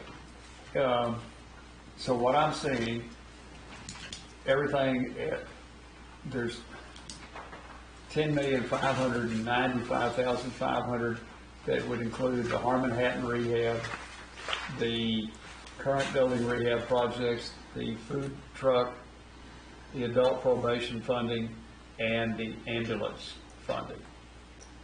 Then we'd be adding to that the projection for the water, well, we spent the water line $1,045,000. We're also, the radio towers, we would encumber at the 2.873. And hope for 2.1. Judge, I think we can change that Yeah, to 2.719. okay. It'll save us a little there, from what Lee's projecting. Okay, but we're gonna put that that's Right, at the bottom of the list. right. Okay, then we had the 3.8 million for salary pay with benefits. What is the 2.7 million? It is more construction work, our interior, whether it is annex and courthouse or whatever. It's just our usage here for the AC upgrades, whatever it needed to be. Part of It was just set adds aside on into the lost revenue, 7.9 part of up it was top. set on. Yeah, I should have The other just wiped out the whole 10 million, just about. Well, between the two, it's 10.6, and I don't think we'll be at 10.6. But I'm still working on that document. Okay, and then the Wichita Valley at 4.5. Yes, sir. And Burt Burnett at 503. Okay. That's gonna run us over, Oh, we're well over. well over. We're well over. And the adult probation, we're actually more like 305 because we approved some for 2021 to get that going, and then we did 250,000 for 22. So 305? we're about 305, 700 roughly. Okay. This is really where that number is. So in total, we're actually like 26.5 million in allocated ARP funds. So really, our play area is going to be our building rehab projects. So that construction rehab is gonna have to come down, period. Two. And if you end up needing to use funds for construction rehab on interior, it's gonna have to come out of permanent improvement. So that seems like an easy, That's an easy cut. Right. Yeah. So we'd actually drop that from 10.1 to 7 million. Well, Or not. Or just a 10. You could probably But drop it couldn't we leave it there, Judge, until the realignment need occurs? Cheryl will have to get some, I'd just rather it closes the door for us to some extent by, not allowing anything else. No, I don't oppose, I would say leave it there, put it below your one that you said was on the bottom of the list, and we'll adjust it as the funds available. Well, we can cut it back straight to 10. I feel pretty comfortable in that. I'd say leave it where it's at, because you can make it it'll be a floating number, whatever we need it to be. Yes. That way, nobody else will come in with anything else on the list, Yeah. because we're already maxed out. we will never experience again, in my opinion, in our lifetimes, the ability to do what is in essence a bond issue, rehab with money that's not going to cost us to pay back. It's just not going to occur. No. And I want to be able to take full advantage as many times as I've served on something that we've passed bond issues to rehab, which was the only way we could do it. This is such a benefit for us, and it's going to get us 50 plus years down the road, hopefully, in a lot of instances. So it'd be great to do as much as we can. Yeah. Bond issues are gonna get tougher and tougher to put together and pass, I think, in the future. Well, if the legislature messes with them the way they're talking about, that is no longer, what's interest in the sinking fund is outside of that 3.5%. There's an effort to move it inside that If they do, 3.5%. it's, So there's no more new buildings. yeah. But they sure have a problem building them in Austin. Now, I'll see you scratch your head over it. He lives It's not here. gonna get He lives easier, here. That's nothing to do no with matter what happens. Yeah. That's why you gotta make a good investment. Yeah. You agree, Cheryl? Keeping that as a floating number on the bottom would be the best thing to, that way, the money is basically all accounted for, all allocated, period, no, nothing else. It could change inside of those figures, but, okay. That way we can kind of lock down our actual, what our projects Right. are. No, that, and all But it have, does sound like we have a couple that y'all are really confident about, that y'all can vote on today, we can start spending that moving forward, and I that's would- solid comfort. I would like to go ahead and get approved by the court on the water, because that, out of most all these things, that's something that will take the longest amount of time to get done on their planning part. I think we need to move forward with it. Okay, well, we've got an action item, let's just get them all in one. Okay, just say it. Okay, let me be sure, okay, Can you make the motion, Judge? I can make the motion. And since you're gonna read off those. Okay. I move we pass the following requested fund items to be either funded out of lost revenue or ARPA funding.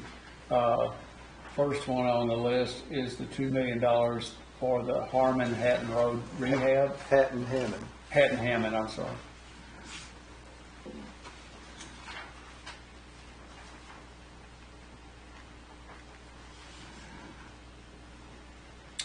Second would be, okay, $7.9 million for current building rehab projects. Okay. The next is the food truck at $195,500. We've already done that. Correct. Okay. Just restate it. And adult probation, we've already done. Can we take the word current out of building rehab projects, because some of that's not been approved projects Okay. yet? Okay. Please. All right. And then the ambulance. All right. Okay. Next would be the Hatton Harmon, that's right, but not Hammond. Hatton Hammond. It's already done. Hatton and Hammond, yeah. That's already done. That was already done, so we don't need to add it in there. The radio towers at 2.719 Yes, sir. million. The salary pay with benefits, 3.8. The other construction rehab at 2.7. The Wichita Valley Water Project at 4.5. The Burt Burnett Water Project at 503,000.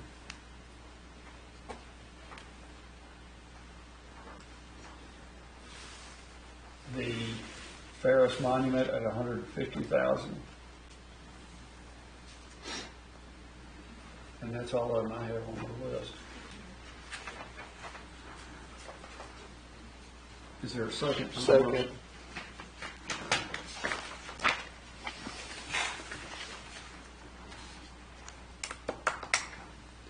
Any other discussion or comment?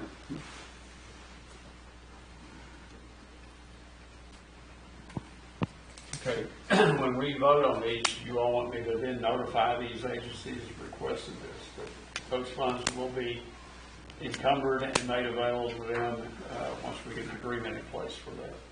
Yeah. Right. And I guess, Tracy, those are going to utilize similar agreement that we did on the Hatton Hammond. Well, or the one we did with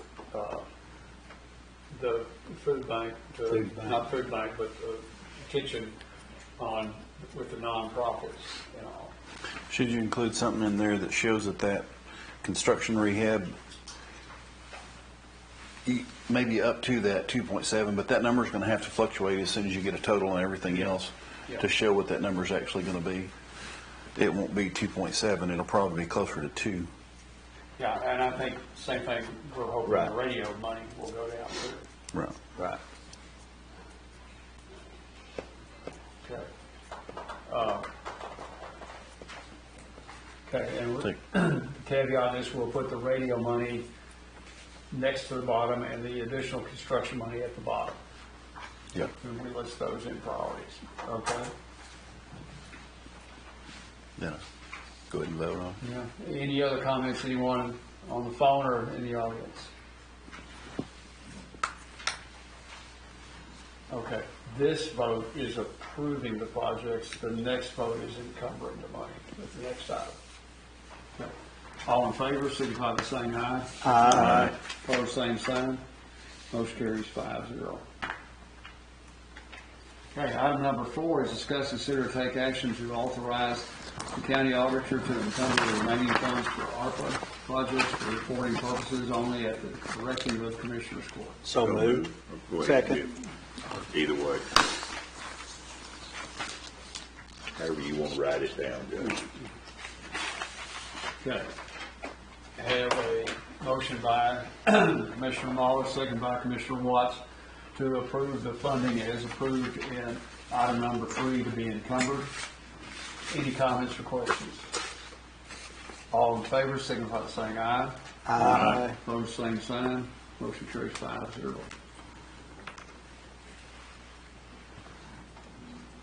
All right. Item number 5 is receive an update on renovation, elevator projects, and county courthouse annex. Commissioner Beecham. This is going to be a busy week. We should get our sidewalks poured Wednesday at the annex. Also, Wednesday and Friday here at the courthouse, we'll be closing the west parking lot because we'll be pouring the first floor or one section of the first floor each day to pour it back level. So a lot of stuff going on. They did pour the elevator shaft base last week, so now they'll start constructing the shaft upwards. So the operation is basically to build new walls all the way up and then remove the floor, each floor as they go upwards. Once they built the entire shaft, there is a support column that runs the entire length of the shaft that will come out, and they'll patch all that back in. So that support column, they have to build the walls in order to take the weight off of where the support column is. So big hurdle is to get to have the stem walls and the floor poured. We got through with that last week. That was a bigger hurdle. So you said next Thursday and Friday? This Thursday. Wednesday and Friday. Wednesday and Friday here. They'll close the back parking lot. Okay. So I'll send out an email to that when we're done here. So the parking lot where the elected officials park will be closed in order to get the concrete trucks in and the pump truck. I included the contingency budget as part of this packet. It shows that we have 167,715 remaining in contingencies. That's not correct because we did. It's not reflected in here, but the 38,207 for relocation of plumbing was approved last week, which is not reflected in here. And also the removal of tile in the old kitchen area and the added LVT tile is also, it's 7,964 and 7,472. It's also been removed from contingencies. So I don't know what that all adds up to. You're down about 100,000. Yeah, pretty close. Down to about 100,000. So by Thursday, we'll be level-headed again. We'll be level-headed, maybe. Very good. Would it be better just to keep that closed Wednesday, Thursday, and Friday? Yeah, we could, yeah. I think it'd be, That's fine. yeah. That's fine. I'll just keep it closed the whole time. Yeah, put barricades, do it so. Okay.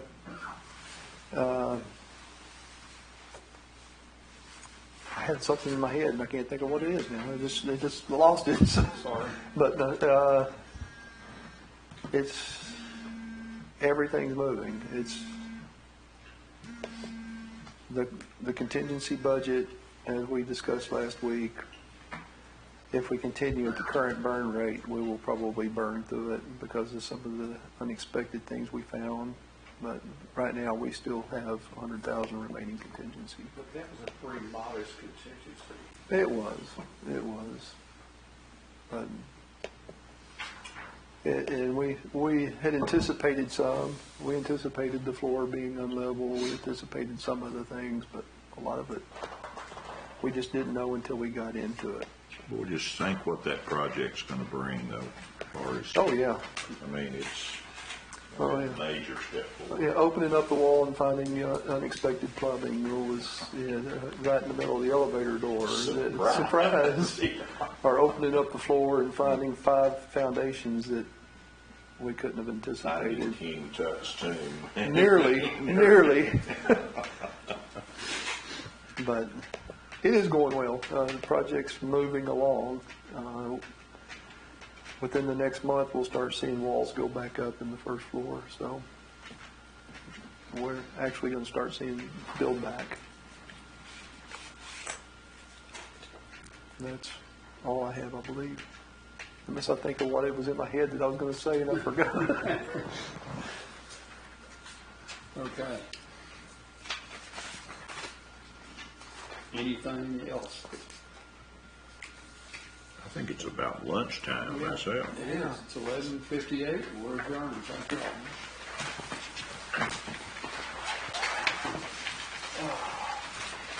You gonna take this?